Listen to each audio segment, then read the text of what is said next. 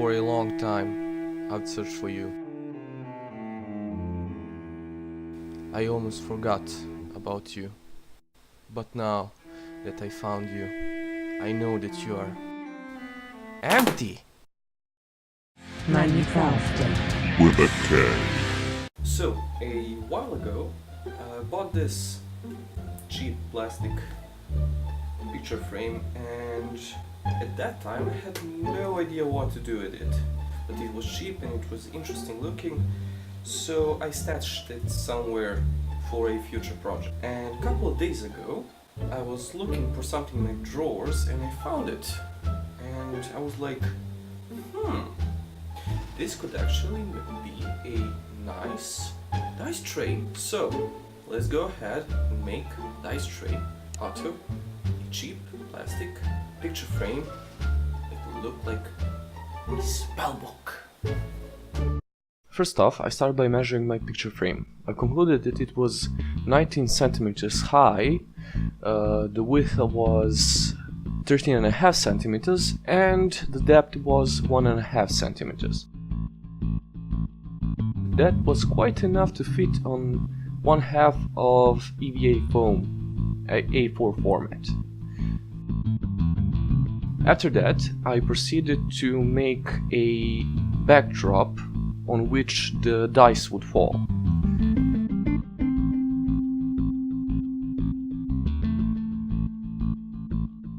And fit it into the frame. After that, I put on some white glue and put on some red felt. Now that that is done, I've put on a weight on the felt and proceeded to cut out the pattern.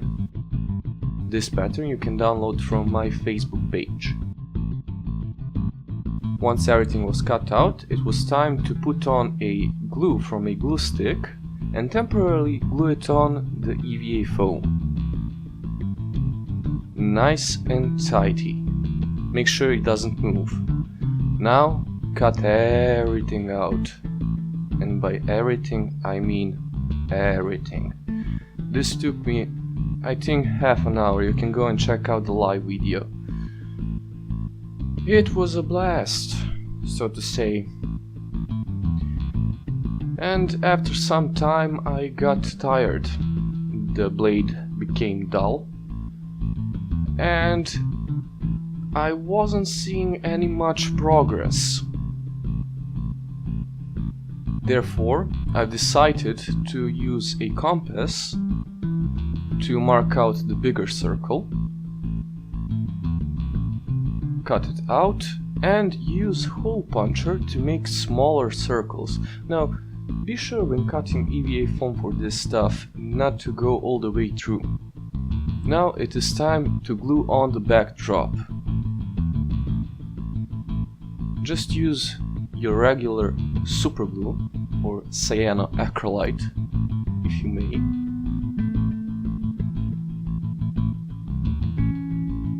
Nice and tidy.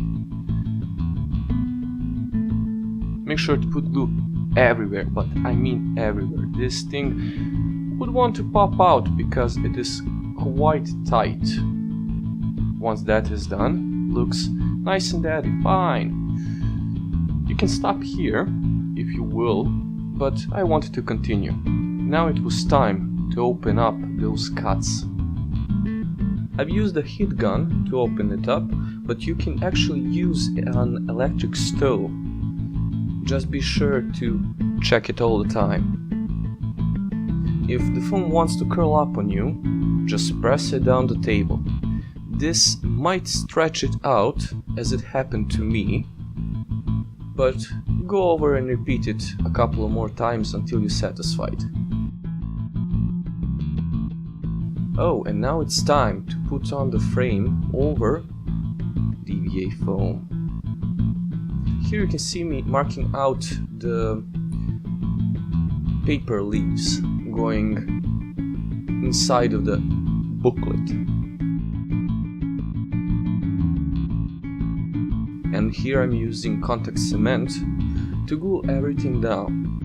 Now you can use actually a hot glue gun, but I was all out of the hot glue sticks, and it was late at night, and it was Sunday. Nothing worked.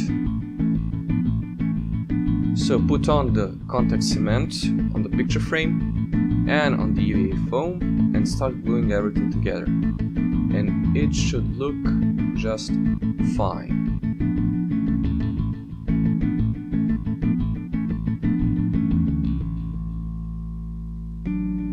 And now it's time to put it together.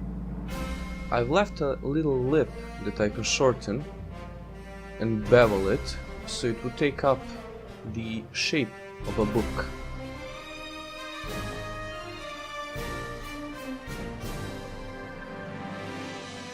Stick it on.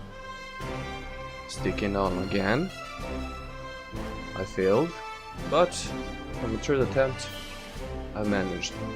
And now it is time to glue the backdrop to the EVA foam. Once again, I'm using contact cement. As I said, you can use anything except white glue. I recommend using either contact cement for this kind of stuff or super glue. Just put it on each side and press it together. This should make a tight enough bond that it wouldn't come off.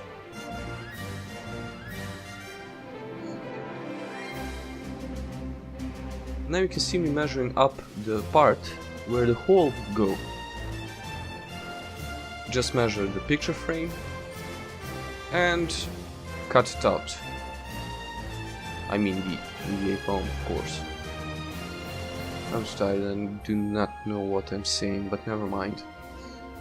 Do the same thing with the contact cement. Put it on EVA foam and the picture frame and press it nice and snug.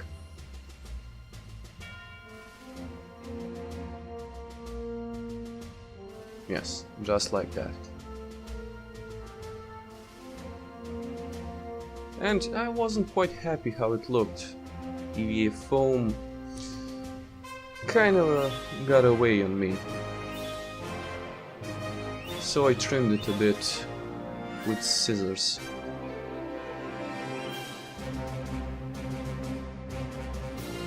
Now it's time to paint it. Here you can see me painting it in a brown color. And you should see me painting it in a darker tone, brown now. Yeah. Well, I decided to go a darker shade because that was too light.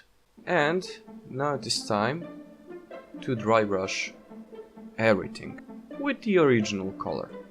Yes, just like that. And you can use your fingers to smear in the paint, kind of do a wet blend.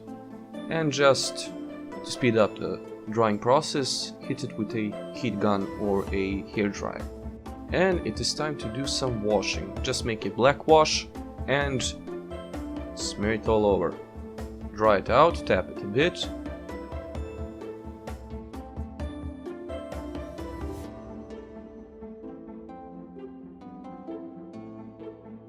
A bit more dry brushing, some highlights. And now it is time to paint in those lines and circles. I forgot to add, I painted the small bobs silver. Those are thumbtacks. And it is done.